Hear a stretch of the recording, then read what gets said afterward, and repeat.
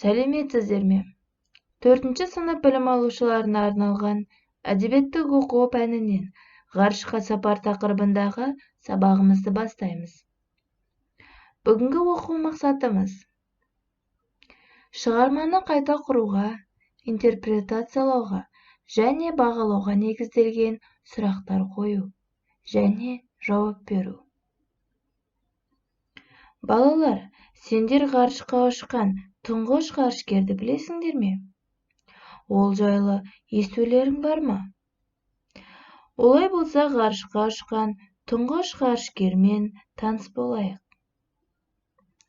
Юрий Алексеевич Гагарин 1934-1968 жылы аралығында өмір сүрген.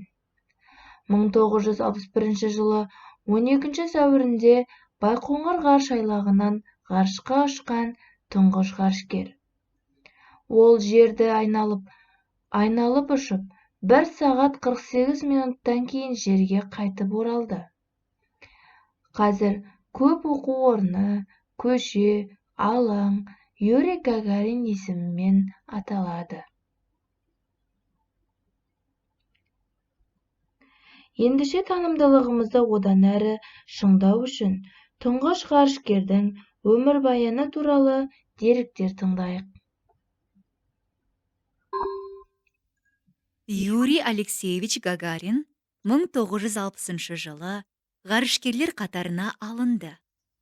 1961 жылдан ғарышкерлер отрядының командирі болды. 1961 жылы 12 сәуірде тарихта тұңғыш рет Восток ғарыш кемесімен Байқоңыр ғарыш алаңынан ғарышқа ұшты. Бұдан кейін ол ұшқыш ғарышкер ретінде өзінің ұшу шеберлігін жетілдіріп, ғарышкерлерді үйретіп жаттықтыру ісіне тікелей араласты.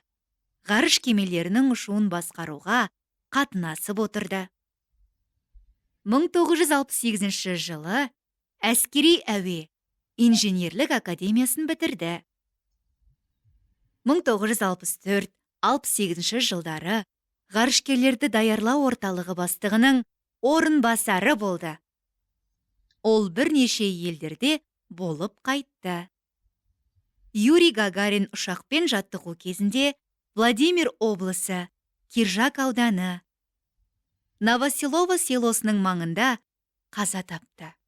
Мәскеудің Қызыл алаңындағы Кремль қабырғасына жерленді.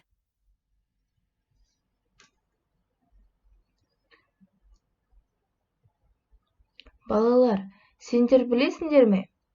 Ең алғаш ғарышқа зерттеу жүргізу мақсатында иттерді ұшырған. Ендеше, осы мәлімет бойынша Юрий Алексеевич Гагариннің туындысынан ықшамдап алынған «Аман қайтып кел, звездушка» мәтінін түсініп оқыңдар. Есіңде сақта, Юрий Алексеевич Гагариннің туындысы естелікке жатады. Естелік дегеніміз күнделік, жол жазбаға ұқсайтын әдеби шығарма. Сендерге тапсырма. Ғалымдар не үшін ғарышқа итті ұшырды? Және де мәтін мазмұны бойынша сурет салыңдар. Сұрақтарға жауап бер. Ғарыш айлаққа қай мамандық иелері жұмыс істейді? Ғарыш кеменің ұшу сәтіндегі сипатын оқып бер. Юрий Гагариннің көңіл күйі қалай өзгерді?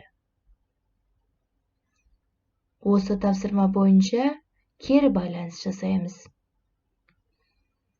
Осымен бүгінгі сабағымыз аяқталды. Сау болыңыздар.